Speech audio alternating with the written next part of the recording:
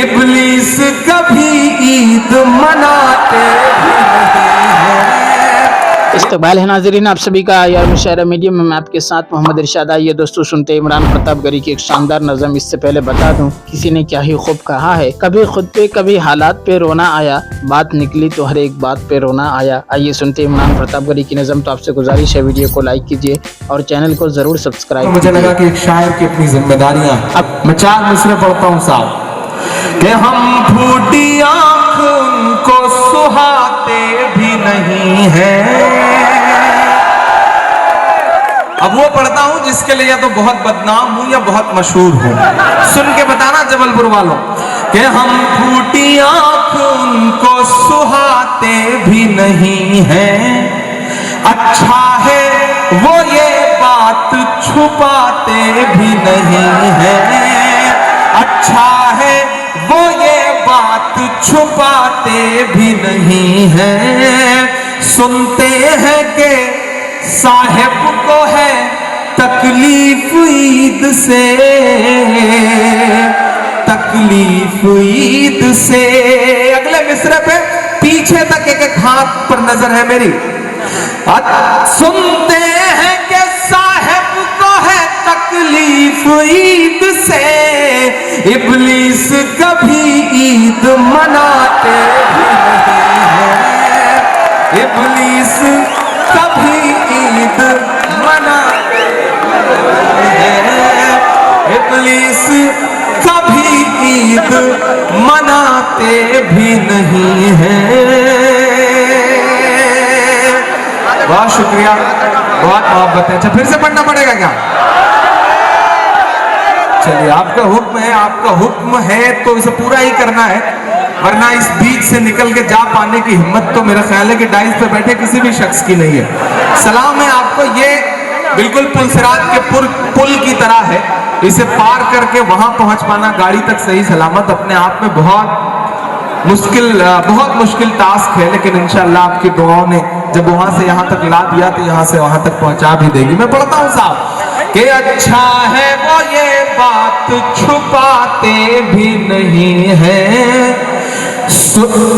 हम फूटी आंख उनको सुहाते भी नहीं हैं। सुनते हैं कि साहिब को है तकलीफ ईद से, तकलीफ ईद से।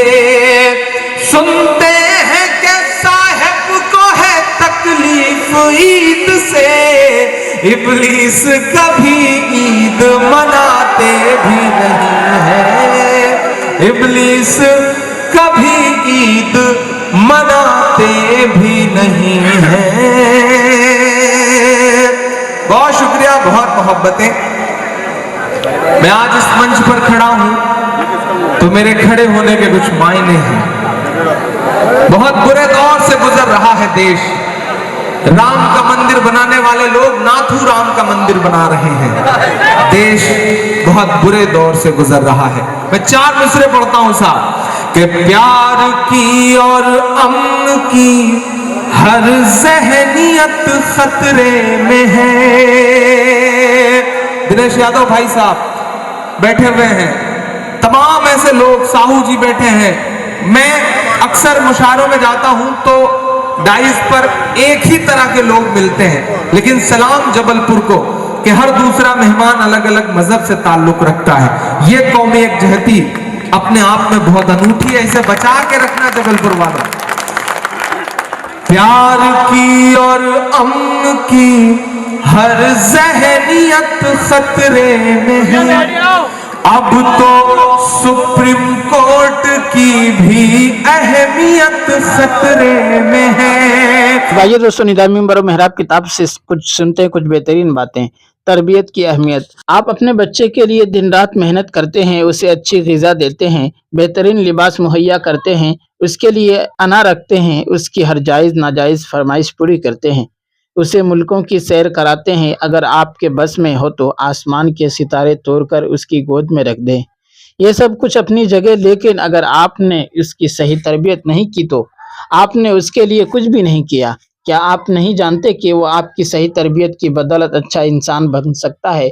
مثالی مسلمان بن سکتا ہے، حافظ قرآن بن سکتا ہے، خادم اسلام بن سکتا ہے، بہادر مجاہدین بن سکتا ہے، شب زندہ دار عابد بن سکتا ہے، قناعت پسند زاہد بن سکتا ہے، اور آپ کی غفلت اور بے توجہی سے وہ انسان نما حیوان بن سکتا ہے، چلتا پھرتا شیطان بن سکتا ہے، باغی دین و ایمان بن سکتا ہے، دشمن مال و جان بن سکتا ہے، ملعون و جہان بن سکتا ہے، غدار ہندوستان بن سکتا ہے۔ اسی لیے تو اللہ کے رسول صلی اللہ علیہ وسلم نے فرمایا ہے، کسی نے اپنے بیٹے کو اچھے ادب سے بہتر عطیہ و ہدیہ نہیں دیا، اور فرمایا کہ انسان کا اپنے بیٹے کو ادب سکھانا یہ ایک ساع صدقہ کرنے سے بہتر ہے۔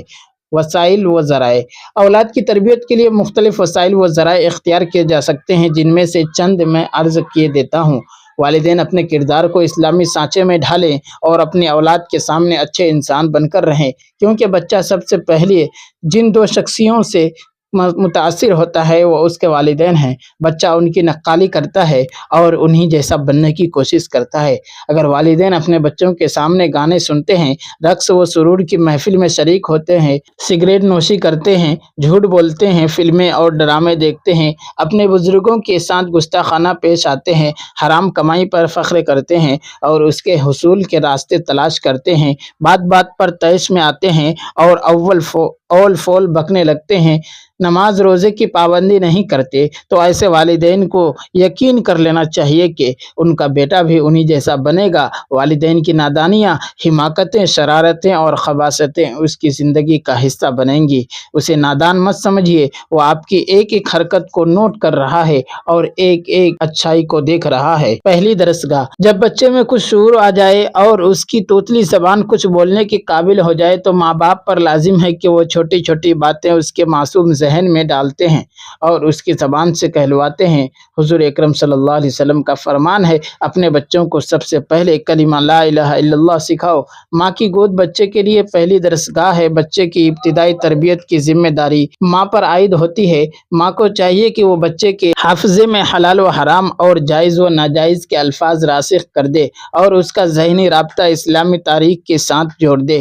حضرت علی رضی اللہ عنہ سے روایت ہے، نبی اکرم صلی اللہ علیہ وسلم نے فرمایا، اپنے بچوں کو 3 باتیں سکھاؤ: اپنے نبی کریم صلی اللہ علیہ وسلم کی محبت، ان کے اہل بیت کی محبت اور قرآن کریم کی تلاوت۔ سرکار دو عالم صلی اللہ علیہ وسلم کا یہ فرمان تو آپ نے بارہا سنا ہی ہوگا۔ اپنی اولاد کو 7 سال کا ہونے پر نماز کا حکم کرو اور جب وہ 10 سال کے ہو جائیں تو ان کو نماز نہ پڑھنے پر مارو اور ان کے بستر الگ کر دو۔ ماں کو چاہیے کہ وہ اپنے بچوں کو دیو، بھوت، پریوں، جنات، ٹارزن اور کتے بلیوں کی کہانیوں کے بجائے انبیاء کرام علیہم السلام، صحابہ کرام رضوان اللہ تعالی علیہم اجمعین، اولیاء کرام اور اسلامی تاریخ کے مجاہدوں، غازیوں اور شہیدوں کے واقعات سنائیں۔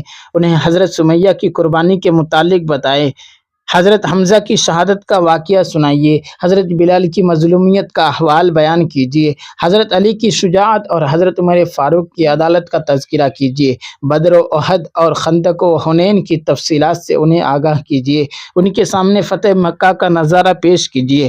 حضرت سعد بن ابی وقاص فرماتے ہیں کہ ہم اپنے بچوں کو رسول اللہ صلی اللہ علیہ وسلم کے غزوات اور جنگیں اسی طرح یاد کراتے تھے جس طرح انہیں قرآن کریم کی صورتیں یاد کراتے تھے۔ دوستو، ویڈیو کے آخر میں آپ سے گزارش ہے، اگر ویڈیو پسند آئی ہو تو ویڈیو کو لائک کیجیے اور چینل کو ضرور سبسکرائب کیجیے۔